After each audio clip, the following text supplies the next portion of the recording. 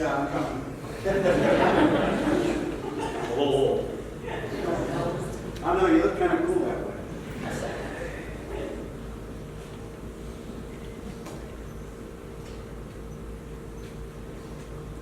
So since everybody else is doing it, I want to announce my candidacy for the presidency. Seems like it's a good place to think.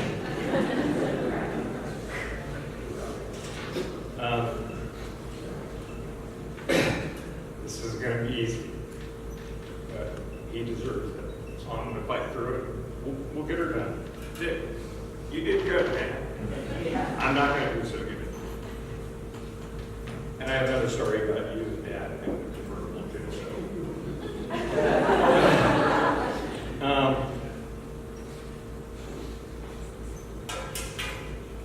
I timed it. It's about 5.5 minutes.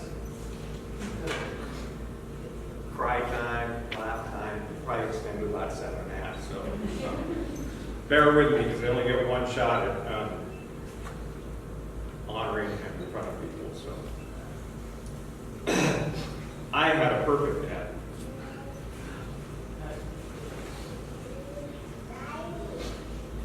Where's the Kleenex at? That's why God created daughter.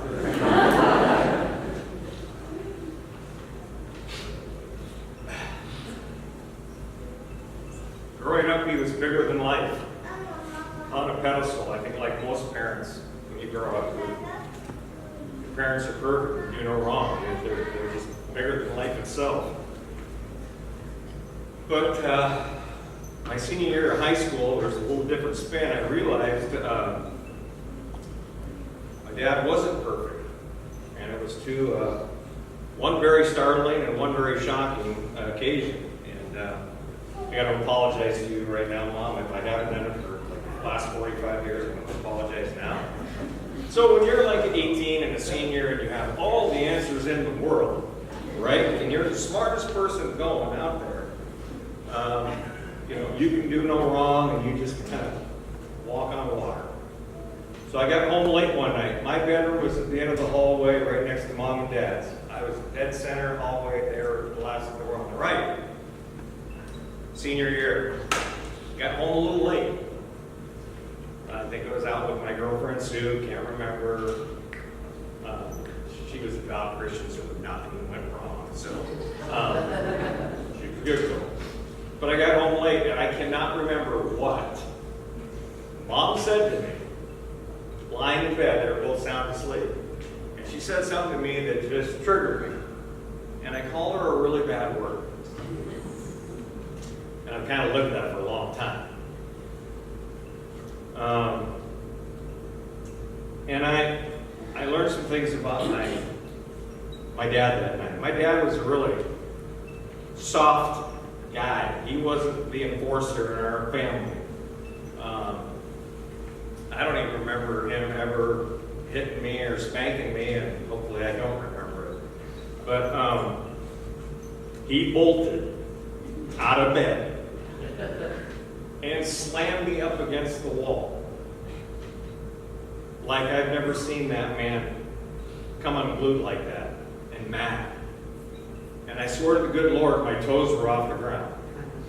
I was only 5'9" at the time. So there's some life lessons here that I learned real quickly in the middle of my senior year. One, you respect women and you respect my wife. Don't ever talk to her like that again. Two, don't upset your dad in the middle of the night when he's sound asleep. And three, when your dad has you pinned up against the wall at 2 o'clock in the morning and you're scared for your life, make sure you have eye contact. Don't look down, because he slept naked.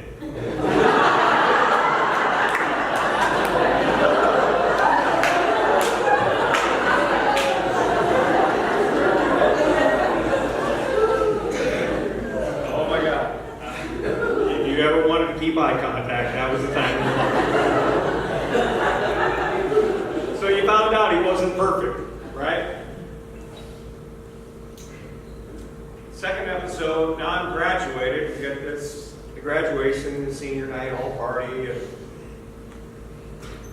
Dad and Dick had taken off with the Lennox sales meeting back in Wisconsin. They were driving. I flew that morning with no sleep. I flew to Bismarck, North Dakota, where they picked me up. And I went the rest of the way. Well, I must have slept most of the day. And they're telling jokes in the front seat. I'm going to beg for forgiveness now from the pastor right now. They're telling jokes in the front seat. And they didn't realize I had woken up. And they, Gibby-san, Dick here, like to get Dad going, and he already alluded to it up here. There's a lot of things I'm going to say that Dick already alluded to, so I don't mean to be redundant. And they were using some colorful language. And in particular, there was one particular word that kind of rhymed with the truck. And I had never heard my dad say that word ever before. As Dick alluded, he never said it when he was in the service. And he happened to look in the rearview mirror and look on my face. It was like, and then they looked at each other and started giggling. And every joke they could think of with that word in it started flying back. It was an eye-opening experience, to say the least. Lessons to be learned. So he wasn't perfect. He wasn't the second coming of Jesus. He was just a normal guy. But he was perfect to me. To us. He was bigger than life. He was my dad.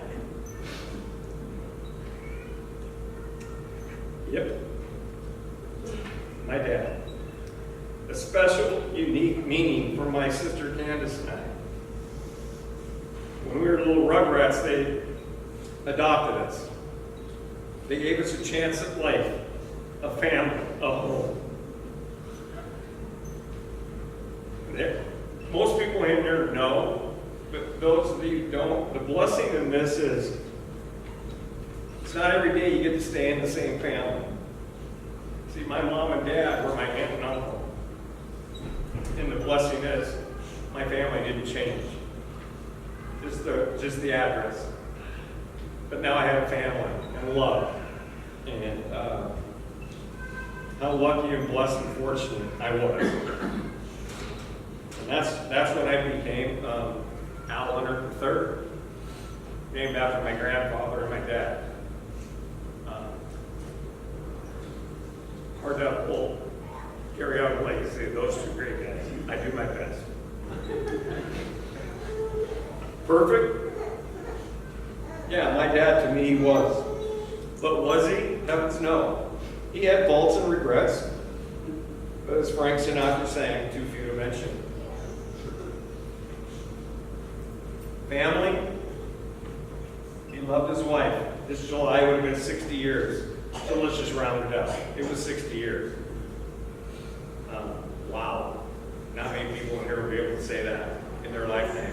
They spent 60 years with the love of their life. He loved us kids. He adored his grandkids. His Edmonds JC friends, his business associates, church friends, traveling Montana, Mustang convertibles. He had every Mustang convertible that was ever built, I swear.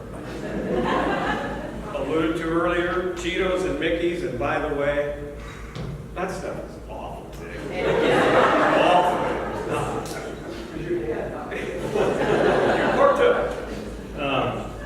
He loved working in his yard. This is for Matt, my son. Hawaiian shirts with his chest hair billowing out. And painting his pool every single year. He was a great salesman, an old school, hip shooting throwback. When your handshake was your word and it meant something. Well, wouldn't that be nice these days with what's going on in our country? The proof he was a great salesman? Where's Don McCandless at? There he is, right there. Don McCandless is a smart, astute businessman. The fact that my dad could have talked that smart man into a business partnership means he was the greatest salesperson in the world. Definitely the brains of the operation. I love you, Donna Joanne. They created a company called Aldon Northwest, along with my grandparents, which quickly turned into a nationally recognized award-winning powerhouse. But they were the best. They were absolutely the best in the United States at what they did. And it was all around the compassion and the love for people. It wasn't about getting a dollar and making a sale. I was always told by those guys the most important sale is the next one. Not that one. It's when they trust you and believe in you and they want you back in their store. So thanks for those teachings. And then Dick joined the company. And they wanted to change it from Aldon to Dickeldon or something like that. Whatever, I don't think that worked very well. But they were definitely the three amigos, an unstoppable force. And with great pride, I joined the company to follow in my dad's and grandfather's footsteps. All I ever wanted to do was make them proud.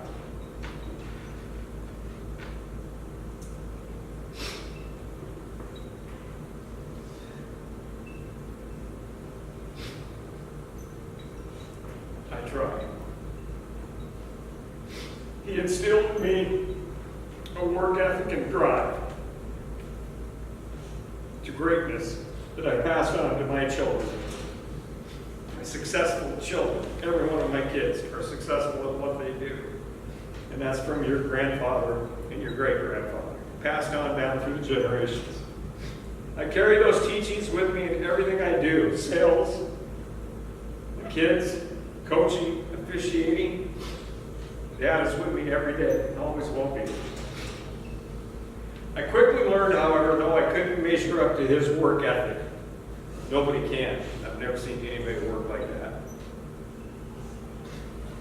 And actually, I never wanted to. I never wanted to work that hard. This became a long-running philosophical disagreement about business, life, family, and passions. He would say, and we had these conversations many times, he would say, if you work the full day, God, how many times I heard that.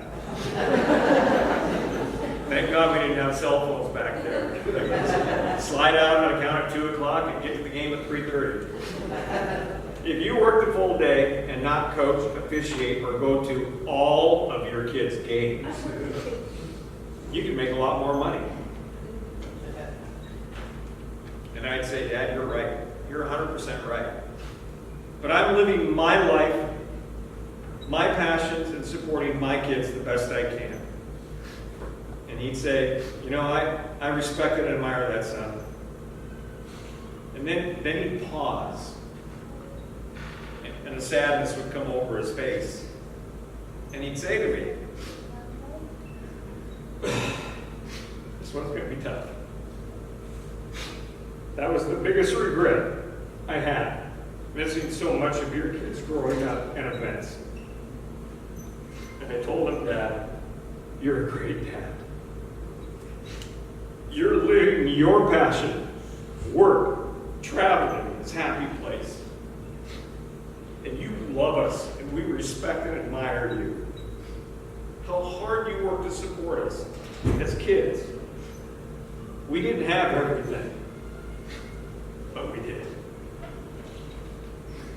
We had a perfect dad. He loved us unconditionally, supported us, and always had our backs. Always.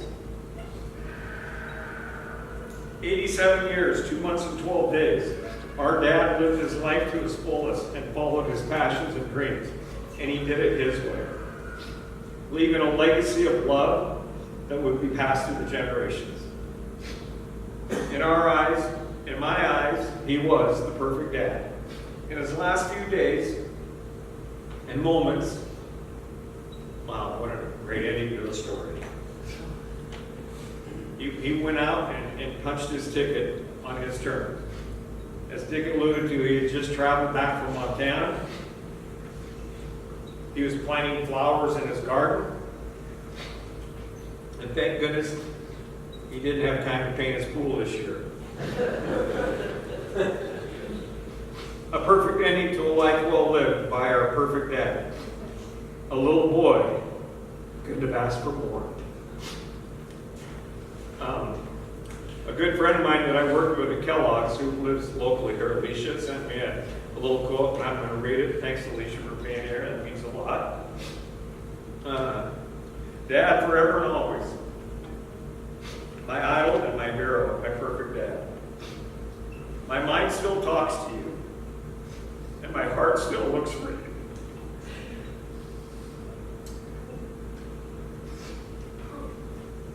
But my